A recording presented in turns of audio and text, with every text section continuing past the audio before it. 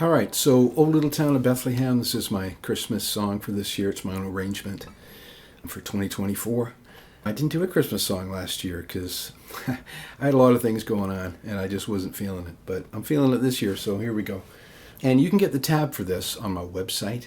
Because these Christmas songs I do are public domain, they don't need to be licensed, so you can get them directly from my website. And you can get all my other tabs as well, Christmas tabs. You can buy them singly or you can buy them in the bundle. And that's up to 14 now. Okay, so make sure you check that out. Also, you can get my Christmas album, which is just a collection of all my Christmas lessons, the demos. And like I said, there's 14 of them there. So you can get that if you want to. And then just one more thing about my tabs, not my Christmas tabs, but my regular tabs. I'll be moving those come November 20th, 2024. And they're going to be going to a place called Paid Tabs. I'll put the link in the description box below. There's nothing on there for me yet, but November 20th, they'll be active there. What I really like about Paid Tabs is when you buy a tab, you'll get the PDF as part of the purchase price, but you'll also get my guitar profile, included, which I think is awesome. There's a lot of people use Guitar Pro, and, that can help you to get through these tabs and actually hear them, So that's kind of exciting to be able to do that. I have a couple of colleagues that are using paidtabs.com and they really like it, and their customers really like it too. So anyways, let's get on with this one. We're in double drop D tuning for this. I'll put the tuning down there. And all we do is we drop our E string down to D, and we drop our high E string down to D. Everything stays the same, just those two outside strings change. But we're in the key of G. So that would be a G chord right there. In fact, because we have the low or the high E down to a D, you can play all 6 strings except you're muting the A string there. So we're going to start out with this chord here. It's such a beautiful chord, and that's the kind of chord you get in double drop D. I'll show you as we go along. You can get all these beautiful sounding chords, and it's just sort of a mood setter, And then we're going to start the song, and it goes like this. That's your first move. Just the B string, and then arpeggiating down to the B string, muting the A with your thumb, and then the B string again with your first finger. And that's A4 and G3, and then open D, open B. And then we're going to play this A minor shaped chord and arpeggiate it. But that doesn't sound like an A minor, right? That's because that's an A minor 11. And then hit the C note on the B string, and then put your little finger on A3 and pinch those two notes, the A and the D. And with those strings ringing, you're now getting a C6-9, which is a really old-fashioned chord. So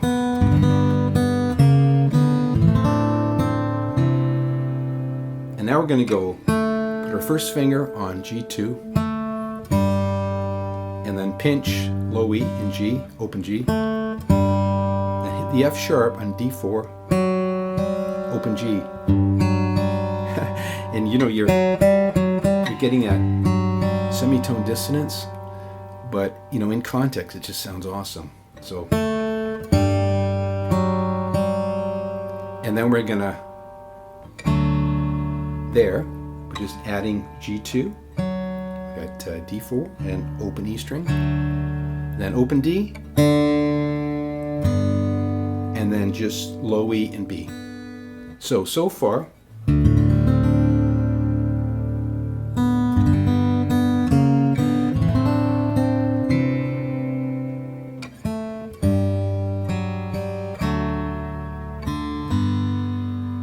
the next figure is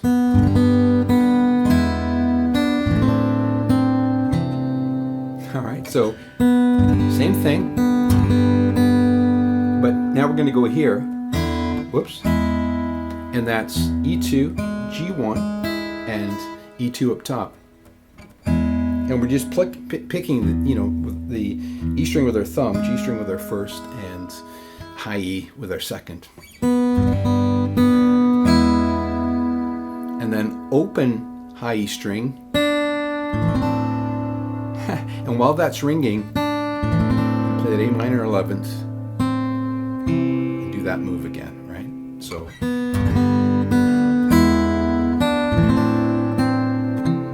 Whoops. See, technique. I muffed the fingering of that A minor shape there. I mean, in order to keep the strings ringing, you got to work on your technique.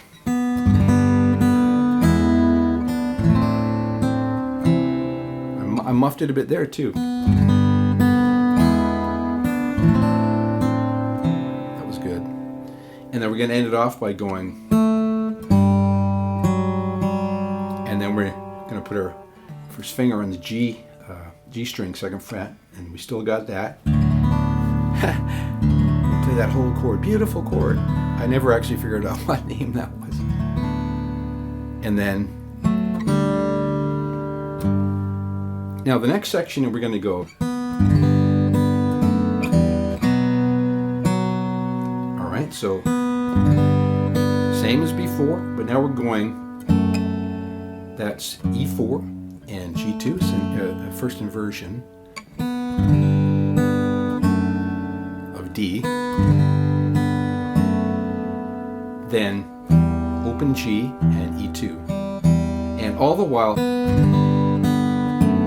letting that B string ring. And then we've got this B5 chord, B, F sharp, and B. Then we go. All right, so that last bit is barring on the 2nd fret and thumb on the E, first finger A, 2nd finger D string, then the F sharp, and let that ring.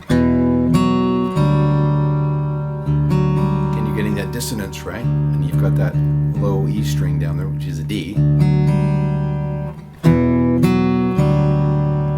Then hit the A note there on D5, or sorry, D7, and then we're going to play this chord.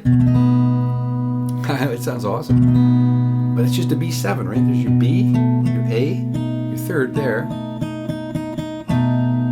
and then your B here. And whatever you do, don't hit that last string. Unless you like out there chords, right? But that doesn't work for this arrangement. So we're just going to stop there. So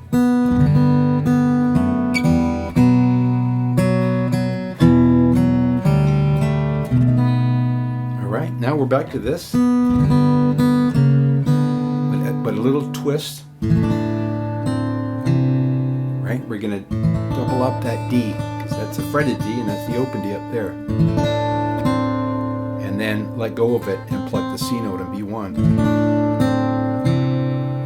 Sounds awesome. And then we're going to finish it up by going.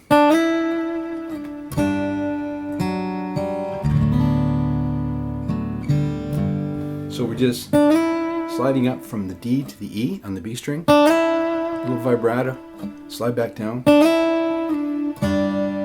And then thumb on the low E, 1st and 2nd on G and B. Then got that again. And then this chord again. Right? And that's it. That's the complete cycle. Now, the second time through, it's almost exactly the same, just a couple little changes. Okay, so we're going to go. That's the first change. So instead of doing that one, I'm doing this one. You could do either, right? But I chose that one. And then here,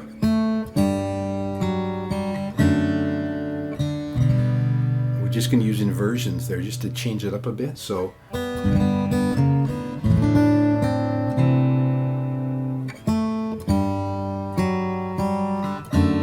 that's just E4 and open D and G2, and open D, then there, just A2, and arpeggiate to the B string with your thumb. And now this next part, instead of doing that, I'm just going to drop the bass down. So I'm going to go. Okay, so.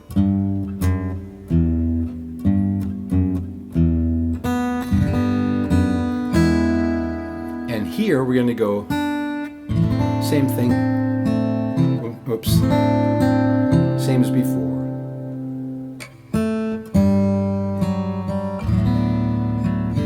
Oh, that's all the same. And then this is the same.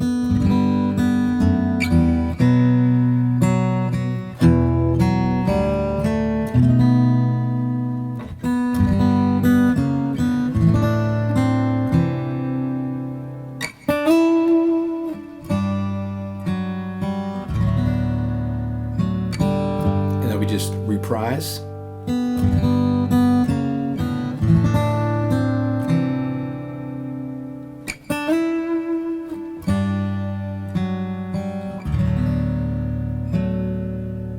And then we're just going to go low E5 and open D, open G. And then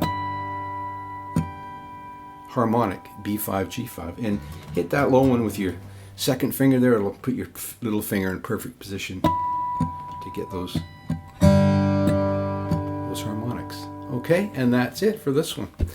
I had a lot of fun working on this. Like I said earlier, I don't know if I did or not, but I started doing this in drop D, and that high E was an E, and it sounded sort of okay-ish, it wasn't bad. But then I thought, well, I'm going to try lowering this high E string down to D as well. And as soon as I did that, that enabled just gorgeous chord. Can you believe that? Like one finger, you can create a chord so rich. It created that, it created that, created this. Beautiful chords, right? And this.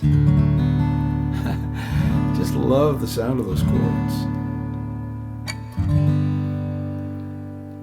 Okay, so I hope you enjoyed my arrangement. I hope you enjoyed learning the song. I'm putting this up a little bit later than last year. I put one up before the end of October last year. I had a bunch of people complaining, saying, "What are you doing Christmas for now? It's not even Halloween." So hopefully that won't happen this year. And this one isn't that complicated that you'd need a super long time to learn it. But I think what you'll find, what I find when I do these sort of arrangements is they really expose if you have any kind of sloppy technique. If you're not forming the chords perfectly and picking perfectly, you're going to mute strings and it sort of kills the whole vibe of it. And I also use quite a bit of reverb on this because I like reverb, and reverb helps to create that sort of that spacey kind of vibe about it, right? Anyways, like I say, I hope you get something out of this, and we'll talk to you next time.